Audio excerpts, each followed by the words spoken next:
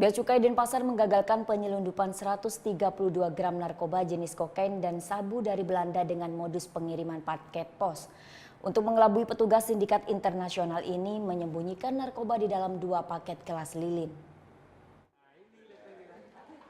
Seorang kurir narkoba asal Singapura berinisial MF ini diringkus aparat Bea Cukai Denpasar setelah mengambil 2 paket kiriman dari Belanda di kantor pos Renon 10 September lalu. Dari hasil analisa alat pendeteksi, petugas Bea Cukai mencurigai kedua paket tersebut berisi narkoba. Setelah menggeledah isi paket, petugas Bea Cukai menemukan 102 gram sabu dan 30 gram kokain yang disembunyikan dalam gelas lilin berukuran besar. Bahwa barang tersebut dikirim dari luar negeri untuk tujuan orang asing juga yang tinggal di Bali, alamatnya jelas.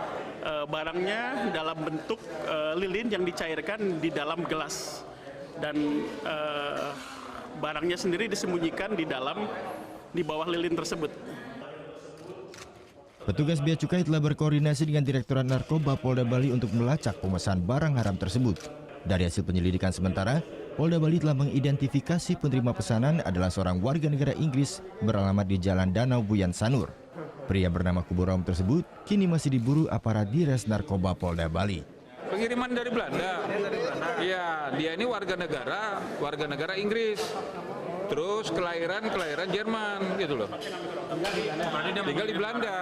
Iya, dari Belanda gitu loh. Iya, atas nama yang tertera di alamat ya, pengirim. Tersangka MF masih diperiksa intensif oleh penyidik Dires Narkoba Polda Bali untuk mengumpulkan informasi sindikat narkoba internasional ini.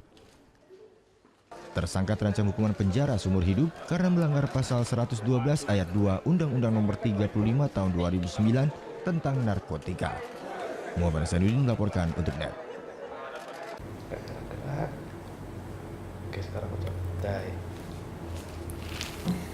Udah selesai kan nontonnya? Nah, jadi jangan lupa buat like, komen, dan subscribe ya.